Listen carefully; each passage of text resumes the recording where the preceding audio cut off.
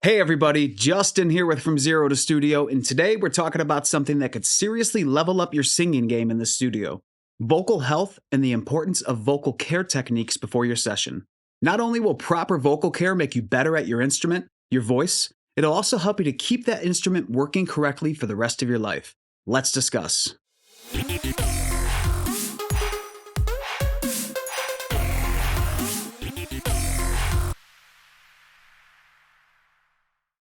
Proper vocal care can make it or break it.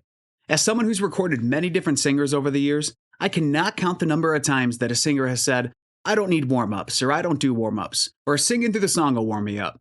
Here's the real deal. Ignoring your vocal health can lead to some pretty nasty stuff like polyps or nodules, and it may even require surgery to repair extensive damage.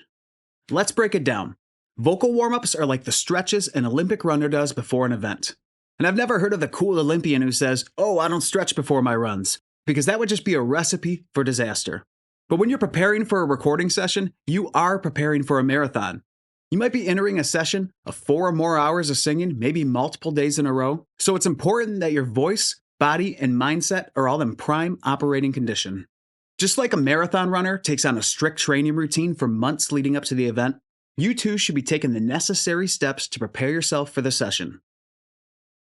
So let's talk about how long you need to warm up. Ideally, about 15 minutes of running familiar scale patterns and exercises is all you really need to prepare yourself mentally and physically for the performance. Keep it smart though. There's no need to go for the crazy high notes or crazy low notes during your warm up. That can actually do more harm than good. Just try to stay relaxed and within your comfort zone, and you'll be well prepared when it comes to sing those parts live. Now, if you don't have a regular routine, or maybe you're not sure where to find vocal warm-ups, there are tons of great and free tutorials on YouTube.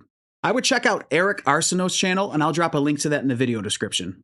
He's got some killer warm-up videos that start with breathing exercises to strengthen your lungs, and then that leads into scales that rotate between different vowel, consonant, and mouth shapes. I came across one of his videos years ago, and after about a month or so of doing these exercises, I was able to hit notes that were previously out of my comfort range, and my control over vocal runs had improved drastically. Trust me when I say that if only 15 minutes a day can improve your vocal strength, control, endurance, and accuracy, it is 100% worth every minute. Although there's tons of free content to help you get started improving your voice, for best results, I encourage you to hire a vocal coach. But wait, why would I hire a vocal coach when there's tons of free content available, right? Well, a vocal coach is going to bring some serious expertise to the table. They've got the ears and know-how to help you fine-tune your pitch and your technique, and they can even help you find your unique voice and make sure you're using it correctly. Plus, they'll be like your personal singing sidekick, and they can suggest cool riffs, movements, or even where to take those breaths. And here's what seals the deal. They'll help you to kick all those bad singing habits to the curb and make sure that no new ones start creeping in. So now that you've got yourself on a regular vocal training routine, let's talk about what to do in the days leading up to your recording session. Be sure to get a full night's sleep so that you're well rested and have the energy to perform at your best. And try to avoid any yelling, talking at elevated volumes, or even talking for extended periods of time. And make sure to drink plenty of water to keep yourself hydrated. Room temperature water is best for vocal health because cold fluids are going to restrict the muscle function while hot fluids will over-relax.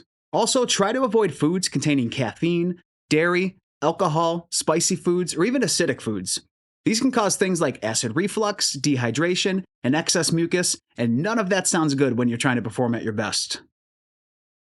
Now that your recording session is here, you need to know that singing is not just about hitting the notes. It's about feeling the music. But sometimes life can throw curveballs your way. I get it. You might be nervous about the session, or maybe a little stressed about an upcoming audition. Even just everyday chaos can throw off your vocal game when you're trying to perform at your best. This is where self-care practices come into play, like yoga, meditation, or even just taking a midday breather. Even just taking 10 minutes to put your phone away and close your eyes will help you to come back refreshed, more productive, and ready to rock the rest of the session.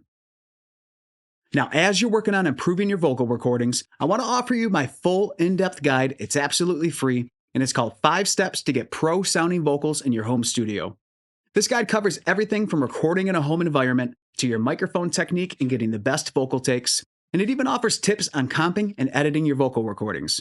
So if you want to download that guide, it's absolutely free as my gift to you. Just go to FromZeroToStudio.com/vocals or click the link below in the description and you can start improving how you're creating and capturing your music.